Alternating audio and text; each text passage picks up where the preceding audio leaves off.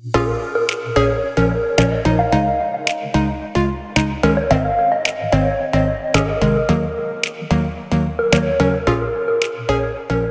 welcome back to the Practical Church Podcast. My name is Dylan Dotson, and this show is all about helping you plant and grow healthy churches.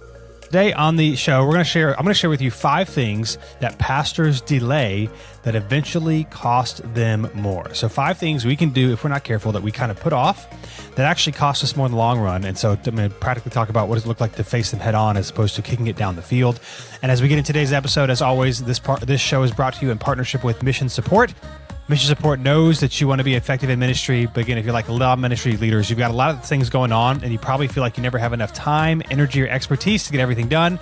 And so Mission Support comes alongside pastors and leaders just like you to provide the expertise to do the things you don't know how to do and give you back the time you desperately need. So there could be things like SEO, payroll, website, branding, videos, any other services. You can talk to a guide at missionsupport.com today and go from feeling scattered to focusing on your mission. Again, missionsupport.com today and talk to a guide. And now let's get into today's episode. So in this episode, 5 things that we often delay because they're uncomfortable or we don't want to face them in the moment and that will eventually cost you more. 5 things pastors delay that will eventually cost them more. Here are 5 things I've learned over my years in ministry, trying to improve on and get better at myself. And I would kind of just share some thoughts and recommend them to you. Here's number 1, clarifying church direction. Clarifying church direction. Now, at least maybe in the church planting world or space, this could be something that maybe planters are a little bit better at in the beginning and then maybe kind of lose focus on a little bit as things go on. But also, I think sometimes if we're not careful, we can think that we are clarifying direction and, where we're going and not. And I think really the caveat here is with specific goals and numbers. Specific goals and numbers. So it's, anyone can say we want to reach more people or we want to, save the lost or impact our community. And that all sounds great. But, or even maybe talk about things you want to do, like we want to see more baptisms, or we want to see, more people invite their friends, or I don't know, the cliche. I'm an extreme, maybe I should make fun of it. Like we want to see marriages restored, that sort of thing. That sounds great. But without really, I've learned over the years, without specific goals and numbers, the things sound really good, but people don't really know what we're aiming for or if it's actually happening. They don't really know if it's actually happening. And so I would say, one of the things that I would recommend to not feel nervous about is to give specific goals and numbers of here's what we want to do as a church. Here's what this looks like. Now, I don't just mean like with elders or with staff. I also mean like letting the church know here's where we're going. Now, I think some of the maybe nervousness about this could be, well, if people don't agree, if they don't like it, or what if we don't hit our goals? And I would just say, number 1, for the first point, it's really helpful to clarify who we are as a church and where we're going. In my experience, I think you'll find the vast majority of people get excited about, oh, here's actually like a tangible thing we're trying to do. And man, the people that are not, they're kind of maybe just hanging around, maybe they don't like it. Man, it's really helpful and good to just be honest about, hey, it's worth finding a church that's good for you. Let me give you an example. As I'm recording this, we were supposed to have our Vision Sunday this past Sunday for the year. We were getting like very specific on some of the stuff we're trying to do. It snowed. And as I'm recording this right now, it might be snowing again this weekend. So honestly, pretty bummed about some of the stuff we were planning for this year and having to push it all back. But anyway, part of what we're doing, kind of in our January, church theme series this year and our Vision Sunday, which was supposed to be the last Sunday of January. We'll see when we actually do it. Hopefully by the time this episode airs, we'll have done it. But part of our Vision Sunday is like, obviously we're talking about where we're going, but giving like really specific numbers. Like here's what we want attendance to be like. Here's what we want groups to be like, that sort of thing. And the goal here is, we want people to know so that they can pray. And also like towards the end of my sermon, I actually have a part where I say, listen, if some of this stuff is not exciting to you or you're not on board with it or maybe uncomfortable with it for whatever reason, there are a lot of really good churches in Raleigh. And I want to encourage you to find a church that has a mission and vision that you can support and get excited about. That's what's best. Not being at a church that you're like, man, I'm not sure that I like this. And I kind of doing that is because like, man, like there are a lot of great churches. Our church is not the only, and it's certainly not the best. And so you need to be somewhere where you're excited about. And it is better for your church to have people that are like, hey, man, we're on mission together, like we're doing this thing together, rather than have people like, hey, this is dumb, I don't want to be here. Now, again, all the caveats, we're not saying we want to kick people out. We're not saying we don't want people to be a part of our church, even if they're not like 100% like on fire. I'm not saying that. But I am saying providing clarity gives people an opportunity to say, hey, am I in on this or am I not? And having more people who can articulate, hey, I'm excited about this and I'm in on this, will do much better for your church, for what you're trying to do, than having some people who are either unclear on the vision or like don't want to be a part of it and are kind of like, actively maybe against it, arguing and that sort of thing. So clarifying church direction. Now, whatever that is for you, it could be a baptism number, it could be an attendance number, it could be number of people in community groups, it could be whatever the things are you're trying to do. Just don't be afraid to give a specific number. It's also okay to say, hey man, we're shooting for this thing. Obviously we're trusting the Lord, we're preparing, we're strategizing. Obviously, just because we prepare and strategize and try to do it doesn't mean it's going to happen. We cannot force God's hand, but we want to be prepared for what he might do. And so what we're doing, we've always kind of talked about this a little bit, but we're like being very explicit this year as a church of like, here are some specific things we want to hit, and here's why we want to hit them, and kind of maybe addressing some of the concerns or questions that people have, but also not giving the caveats every time we talk about it. So like in our church theme series, which is Grow on Purpose this year, we hit some of the concerns about growing and that sort of thing, but like we're also just not going to apologize every time we talk about it. So every time we talk about reaching more people, we're not going to give all the caveats every time. So I would just say clarifying your church direction in a way that you can articulate it and not feel bad about it. Now, again, you don't want to like say we want to grow, by 200% and whatever the number is. Like that's like not really realistic or helpful. But maybe some stretching goals, not too many of them, and then some like, here's what we're going to do to try to make it happen. Of course, we can't force God's hand or anything like that, but we just want to prepare as best we can. And if God were to do this, here's how we would handle the growth or whatever. But I would just say, clarify your church direction. Not doing this can make people, you're less likely to rock the boat or to make people upset or to get negative questions if you aren't very specific on targets and goals. Because again, it can feel corporate, or it can feel like we're not trusting the Lord, like just like trust God with whoever he brings and that sort of thing. And I just want to say, man, like part of what we're doing, at least at New City this year, is we're kind of talking about like in your life, nothing you do in your life that is of any significance has come without you preparing.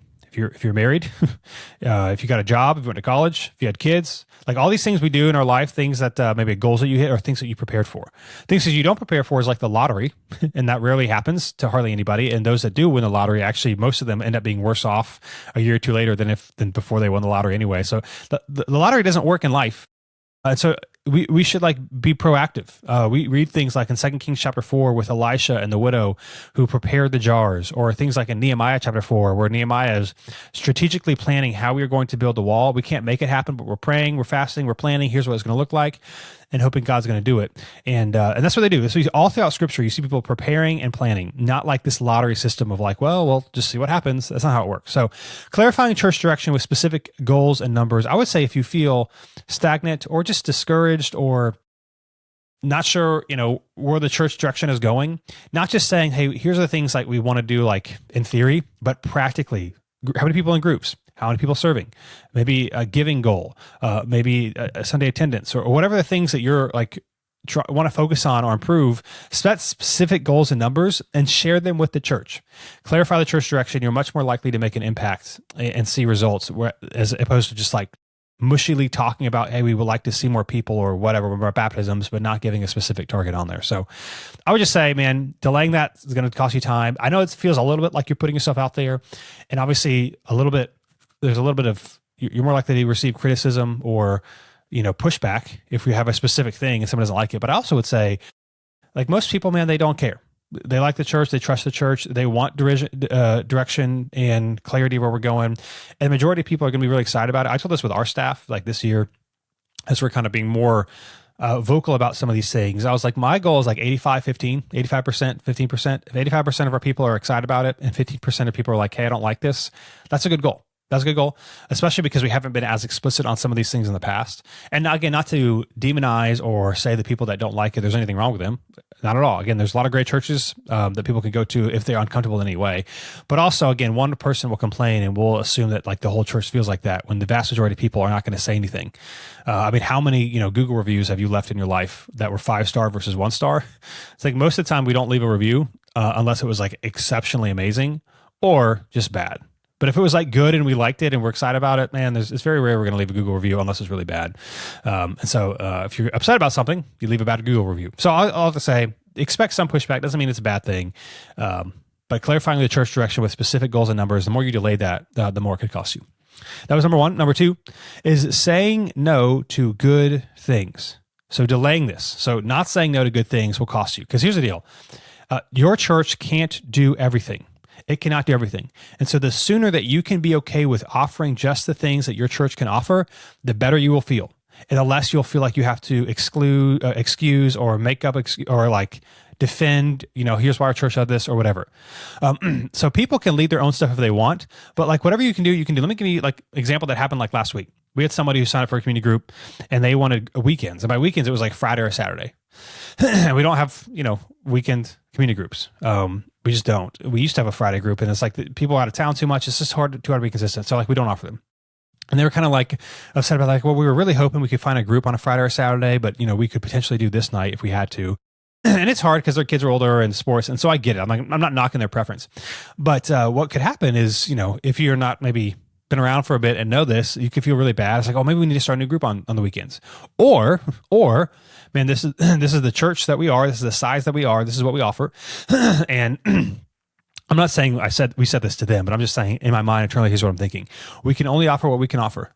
We're not like a mega church and we don't have all these, we don't have thousands of hundreds of groups or whatever. Like we have the groups that we have here, the nights that they are, they either can work for someone or they can't. And if they can't, of course, you feel bad and you wish you could do something, but we can't. And we're not going to start a Friday group because just a couple of people wanted it and they're going to be inconsistent because it's hard to be consistent on the weekends. And unless you have a lot of people that can commit to that group, and it's just not going to go well. And so that's the thing. When I say like being okay with what your church can offer, it's not that you don't feel bad or maybe wish you could do something different, but don't always like try to chase every random thing that somebody wants, because then you're saying yes to all these things that you cannot sustainably do. Saying no to good things is possible. Hey, we can't like start a group on Friday. It's not a bad thing. It's just like we're not in a season where that can happen. That's okay. So I want to say that. Be okay of offering what you can offer. At the same time, also, remember that people can lead their own stuff if they want. They can lead their own stuff if they want. There's been a number of times over the years at New City where I've met with people who wanted New City to do some ministry or something.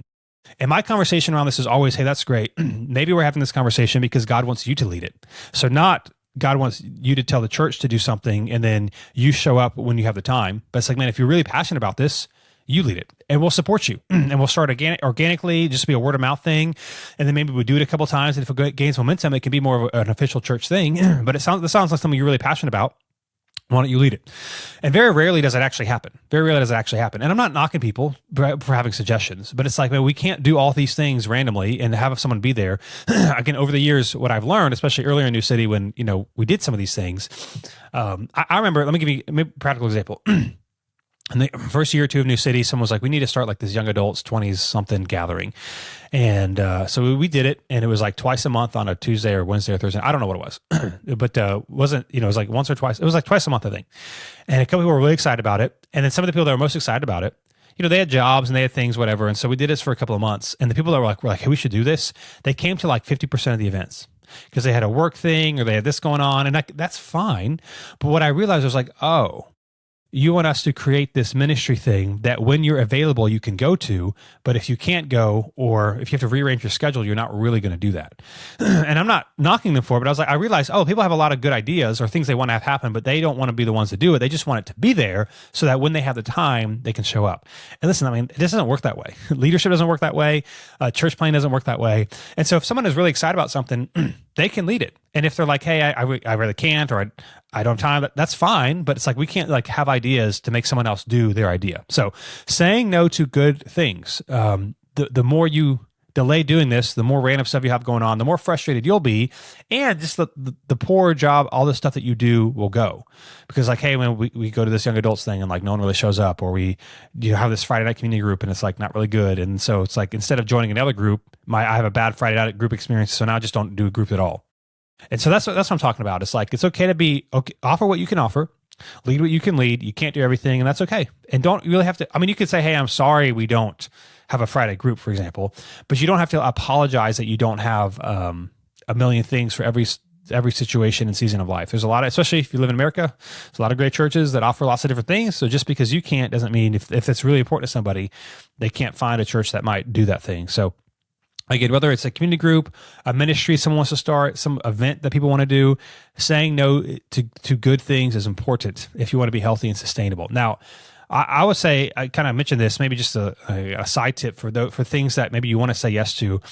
My advice is, somebody has something good they want to start, is to, hey, we're not going to make a church announcement. We're not going to do a big thing. Everyone wants you to announce something from stage, which doesn't really move the needle that much on a lot of things. Is we'll start this, happy to help share word of mouth. You want to start this event, whatever. And then if something happens, great. So let me give you a really good example. We had someone at New City that was like, hey, we want to start a run club. We got a number of people that run a New City, want to create something that is not a Sunday morning invite. So we can invite people to things that doesn't feel as intimidating as a Sunday, but they can still meet some of the people. Great. They were like, maybe we should, what is New City's role in this? Is there funding? Is there promotional thing? And here's what we decided. It's the first and third Saturday of the month at this, at this lake, whatever. Here we meet 7:30.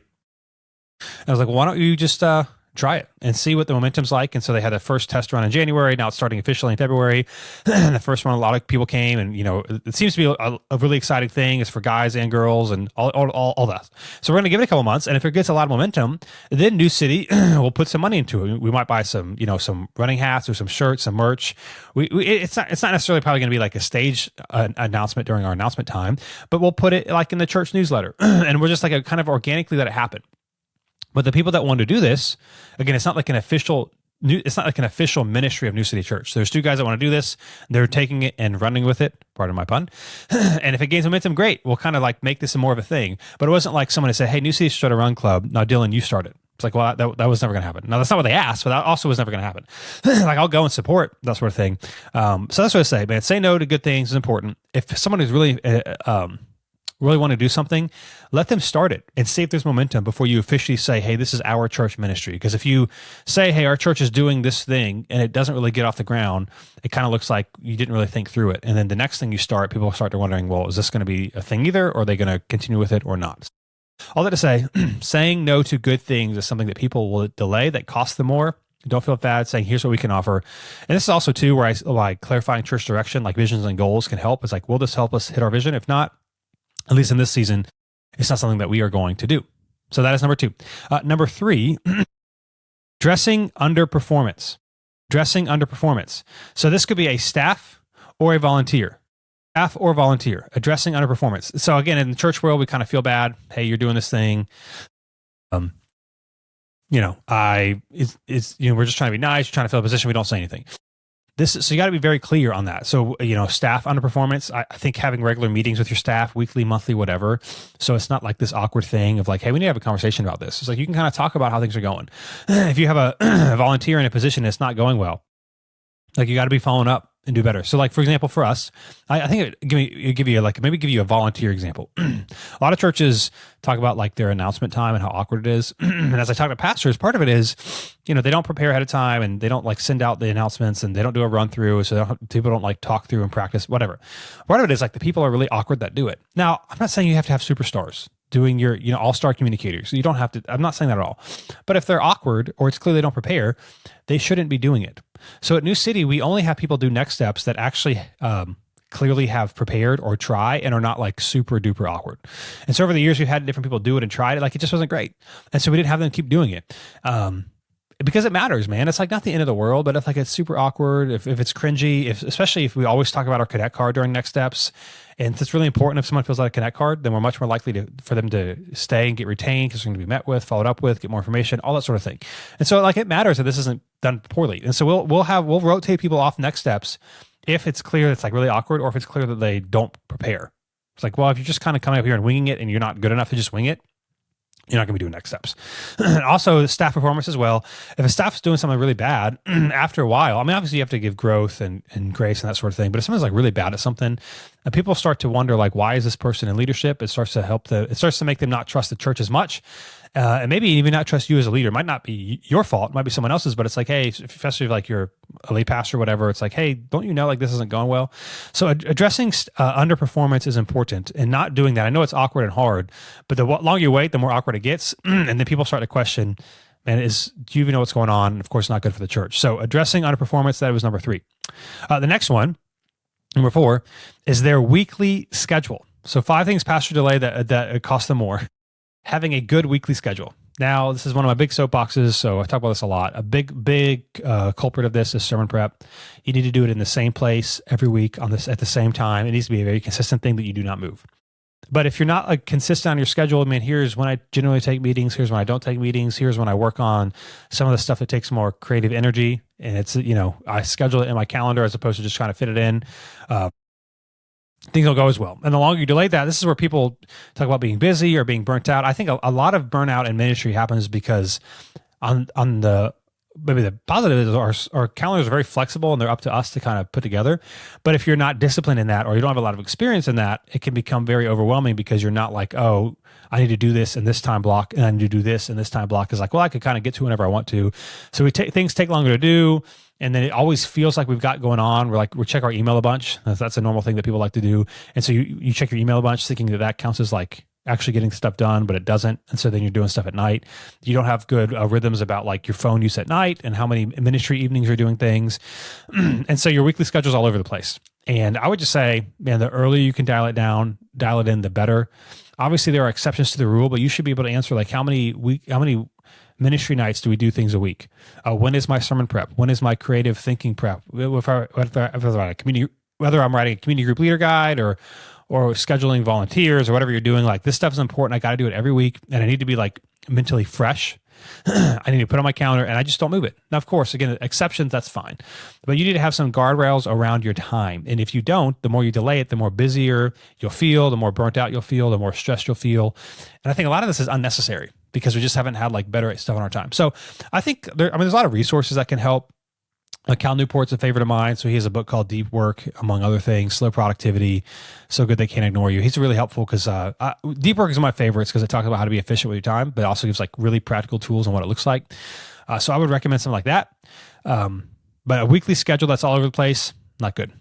All right, number 5 is this: making hard but needed calls about the future. Making hard but needed calls about the future. The longer you wait on this, the difficult it's going to be.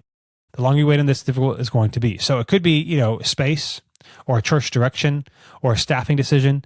Here's what happens is your people know and wonder what is going on if there's like this gap and nothing's being said.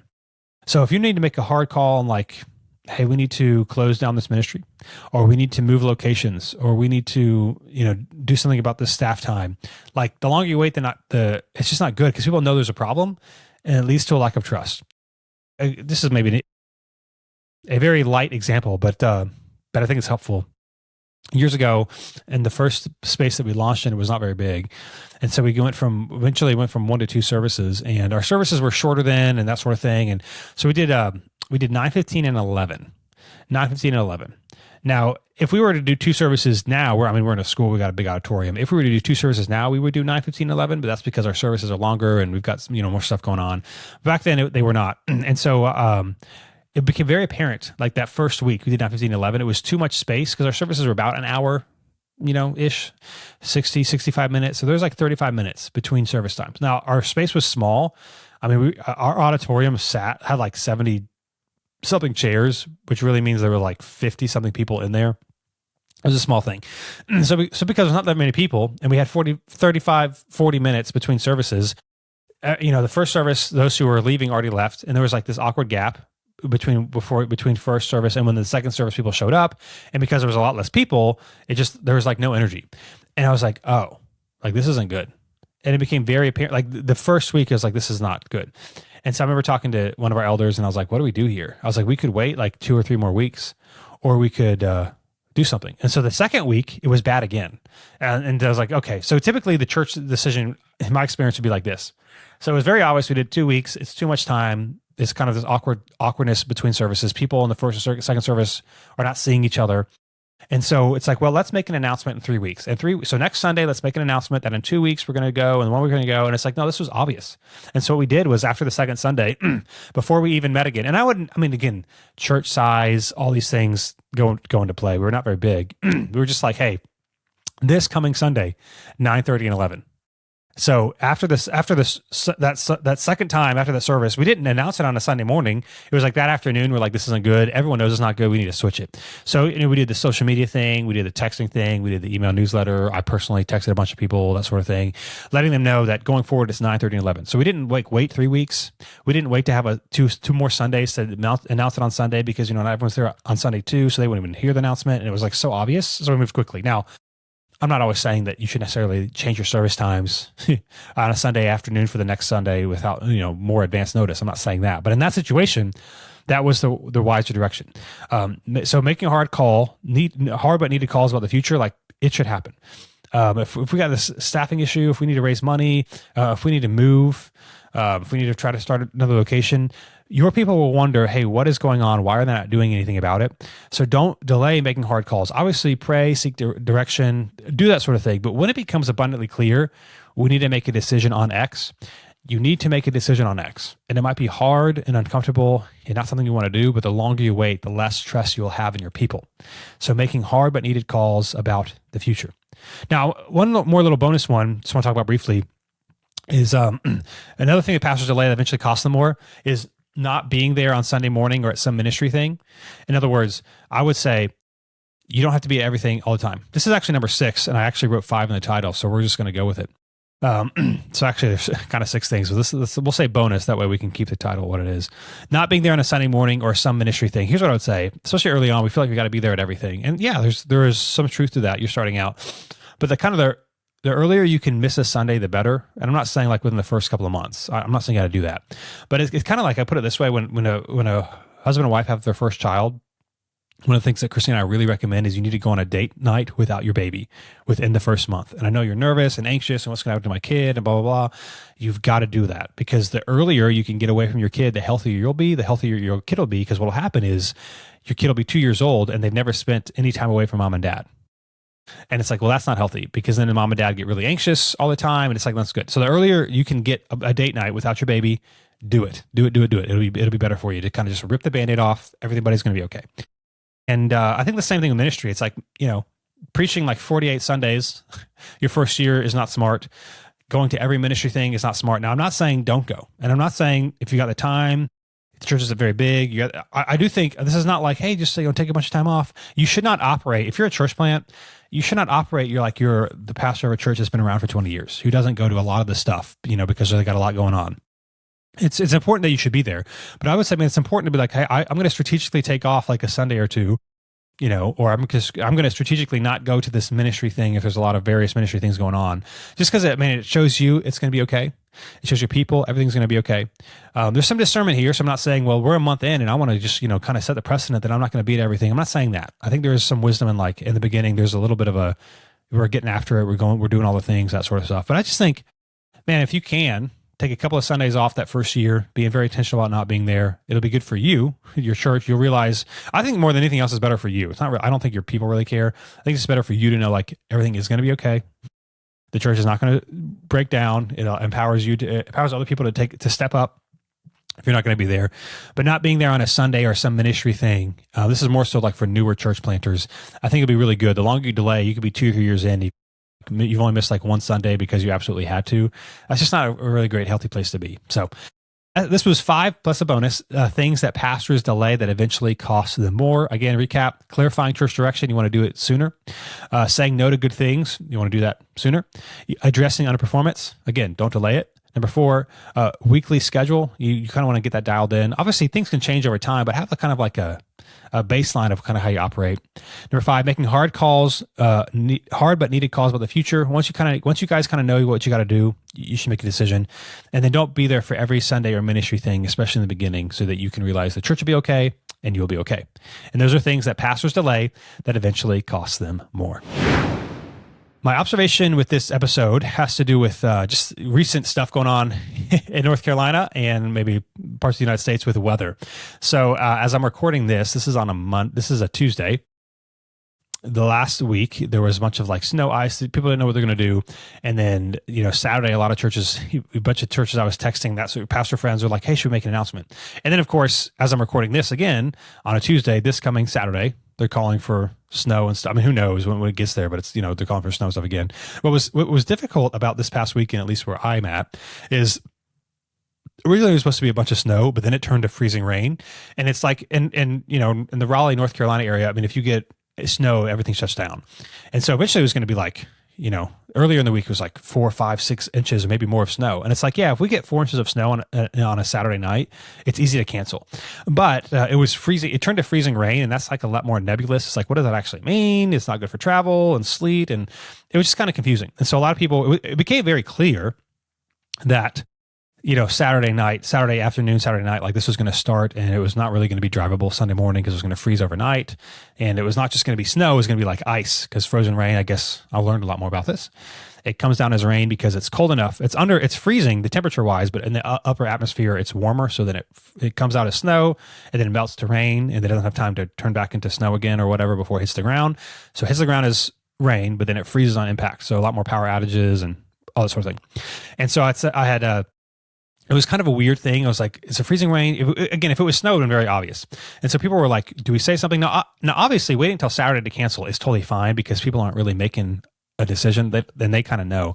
But I had one or two people that I know that was like, hey, we're going to maybe wait till Sunday morning, or we're going to wait till really late Saturday night. It was frustrating too because when the weather was going to come kept getting pushed back. It was supposed to be like 3 o'clock, and then it was 5 o'clock, and then it was 7 o'clock, and then it was like 9 o'clock. And then it's like, well, why don't we just wait to see what actually happens on Sunday morning? The problem with that is this, it's like, people kind of want to know what's going on. If you wait until the last second, and now there are exceptions to this, it kind of communicates like, we don't really know what's going on. We're going to try our best. And again, it's different. So like, for example, let's just say like you're in a house church of 20 people. It's not a big deal to say, sure, we're going to wait till Sunday morning.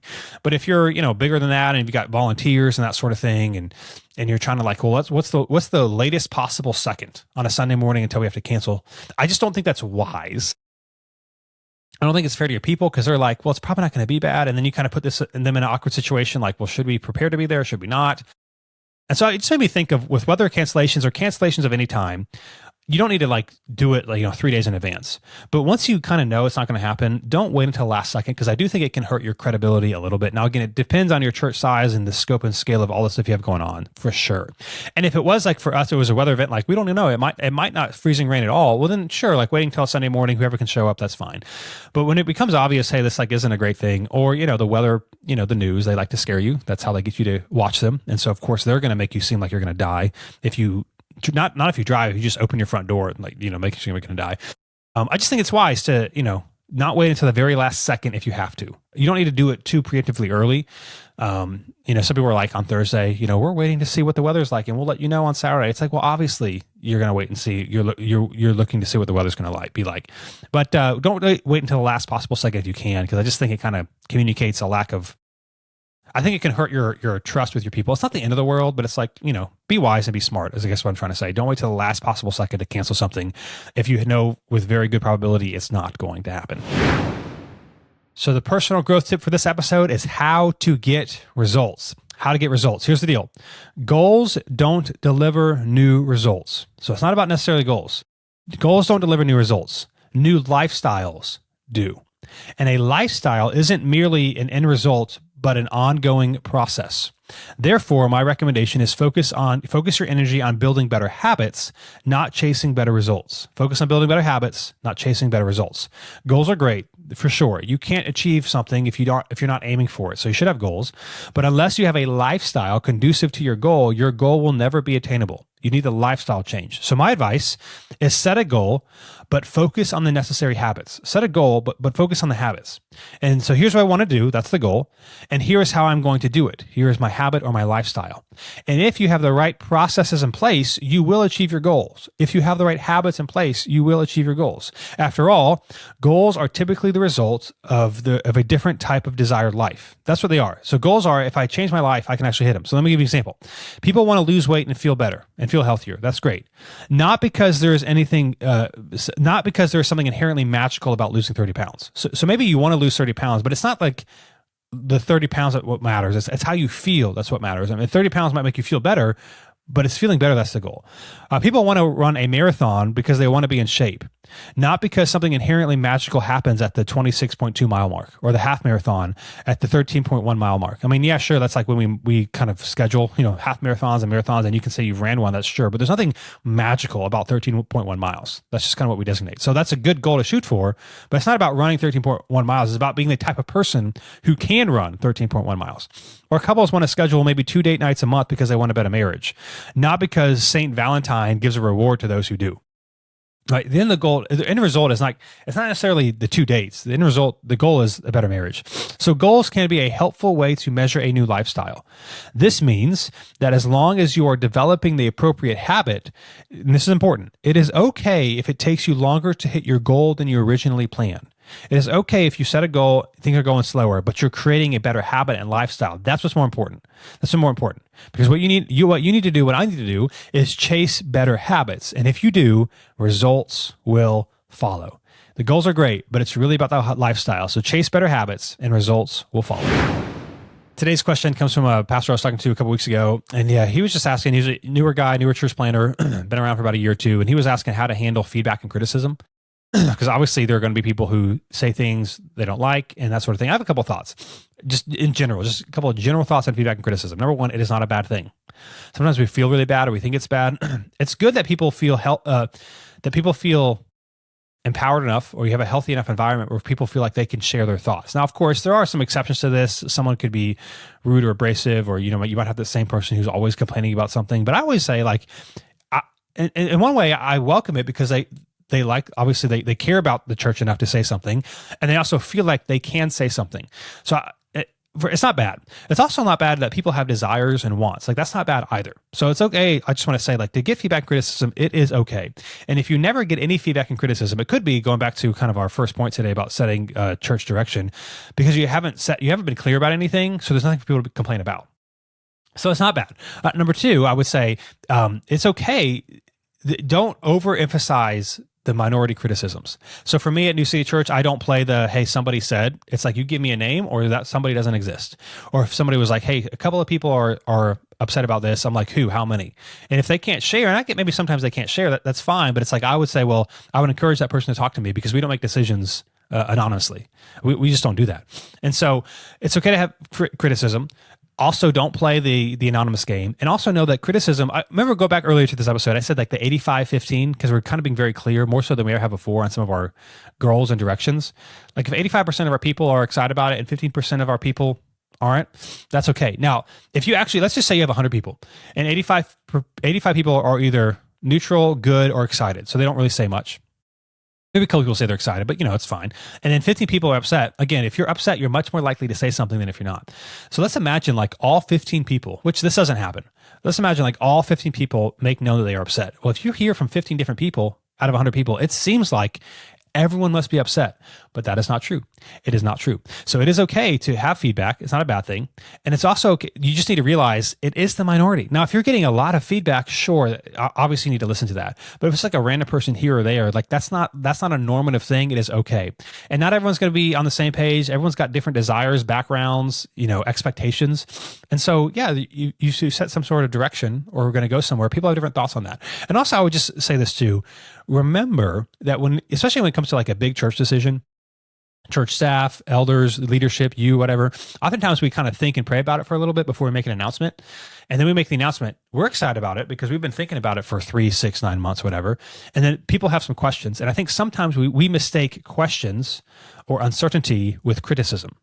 So just because you have come around on the issue doesn't mean other people have. And so just welcoming that and giving people space to figure out what's going on, getting people space to comprehend what's going on and get excited about it. I found a lot of people eventually will get there. It's just they're the first time they heard about it. So just be cognizant and wise that if you're sharing something for the first time, and some people are like, hey, what's going on here? It's not necessarily a criticism. They're just trying to wrestle with something that you spent months wrestling with, and they're hearing it for the first time. So again, there's a lot more you could say. It's not bad. It's not the majority. And sometimes we think things are criticism when they're just genuine, hey, help me understand. And so don't get too worked up about that. So that's kind of my quick thoughts on feedback and criticism.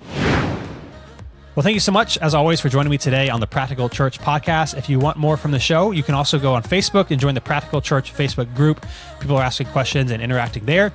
Mission Support is our partner that makes this possible. So go to missionsupport.com today to learn more. One of the best things about Mission Support is they don't lock you into any long-term contracts. New City Church uses Mission Support for bookkeeping and payroll and for some Google SEO stuff. They're really easy and great to work with. And if you want more from me, you can go to DylanDotson.com/Bible to get my weekly newsletter on the Bible and some teachings and that sort of thing. So DylanDotson.com/Bible there. And I'll be back with you in 2 weeks for another episode of the Practical Church Podcast.